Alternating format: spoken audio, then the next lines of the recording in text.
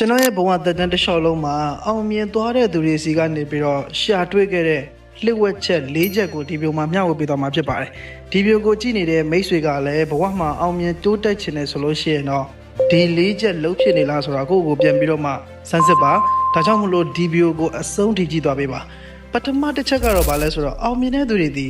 တောက်လျှောက်လေးလာသိမှုတွေလုပ်ပါတယ်။ပြီးတော့ online တွေရော offline တွေရောသူတို့ဒီစဉ်ဆက်မပြတ်ကိုလေးလာသိမှုတွေလုပ်တယ်။ဘလို့လုပ်လဲဆိုတော့စင်ကြေတွေမပေးဘဲနဲ့အကြောင်းပြချက်တွေမပေးဘဲနဲ့ကိုလုပ်တယ်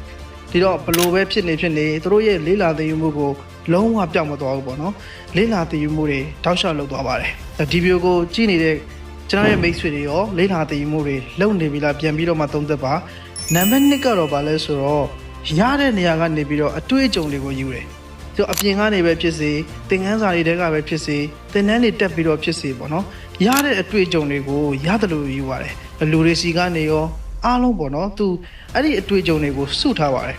နောက်တဲ့နံပါတ်3ကတော့ဗာလဲဆိုတော့သူ့ရဲ့ရည်ရွယ်ချက်ပန်းနိုင်နေမှာအဲ့ဒီအတွေ့အကြုံတွေကိုအကောင်းဆုံးအသုံးချတယ်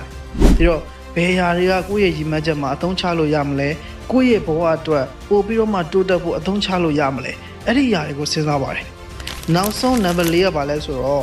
ဒီအတွေ့အကြုံတွေလည်းသူစုဆောင်းပြီးသွားပြီဆိုလို့ရှိရင်သူဖြစ်ချင်တဲ့ဘဝကို apply လုပ်တယ် apply လုပ်တယ်ဆိုတာဗာလဲဆိုတော့သူဖြစ်ချင်တဲ့ဘဝပုံစံကိုစတင်ပြီးတော့မှတည်ဆောက်ပါတယ်အဲ့လိုမျိုးတည်ဆောက်တဲ့နေရာမှာသူ့ရဲ့လေးလာသိမှုတွေအတွေ့အကြုံတွေငယ်ချင်းမိတ်ဆွေပေါင်းသင်းတွေအများကြီးပေါ့နော်သူ့မှာပြည့်စုံသွားပြီဖြစ်တဲ့အတွက်သူဖြစ်ချင်တဲ့ဘဝကို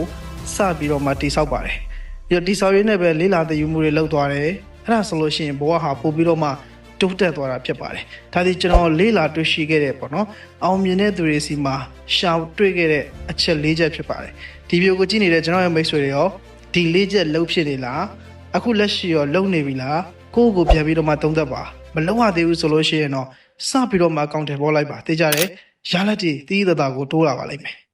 ကျေးဇူးအများကြီးတင်ပါတယ်ဒီဗီဒီယိုလေးကပါလေးရရှိသွားလဲ comment မှာမှန်းခဲ့ပေးပါဦး